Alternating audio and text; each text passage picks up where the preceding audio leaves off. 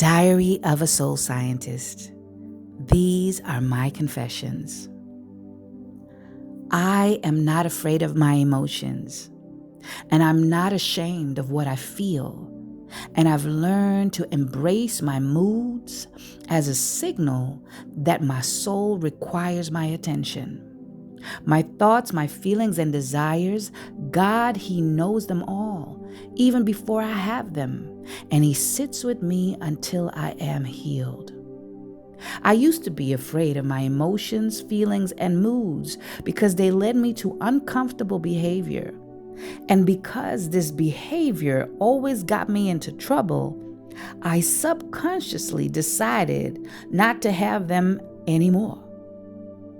Which is impossible, not because you suppress or mute them or even ignore them means they are not there.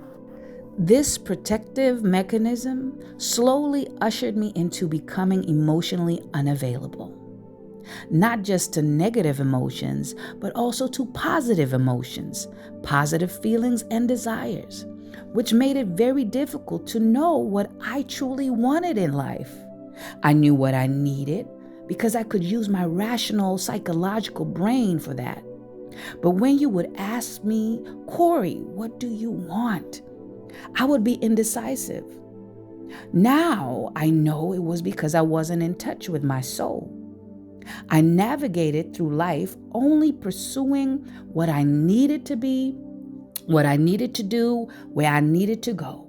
I pursued rational goals, but I also seemed to experience a short circuit, implosion, or even explosion, interrupting my pursuit, where displeasure would increase to a point where I would just end up in a burnout or even a depression with no power to live life to the fullest. Now, through the process of reflection with God, I learned that thoughts, feelings, emotions, and desires in itself are not my enemy. My soul is not my adversary. It's the neglected soul that causes destructive behavior. But a nourished and healthy soul causes constructive behavior.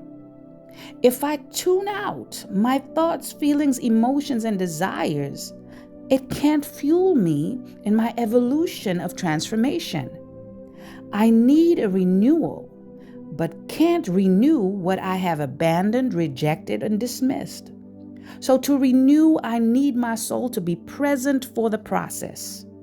And with the help of the Holy Spirit of love, power, and a sound mind, I have confronted the content of my soul and medicated it with the fruit of the Spirit. For every lovelessness detected in my soul, I have to apply God's perfect love. And for every dying life power, I have to apply God's living life power.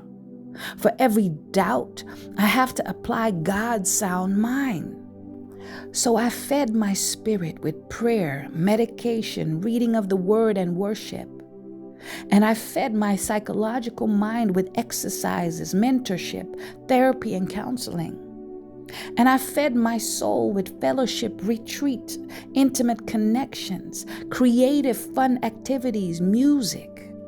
And I fed my body gym workouts, morning exercises, custom foods, vegetables, herbs, and spices, drinking a lot of water, sleeping better.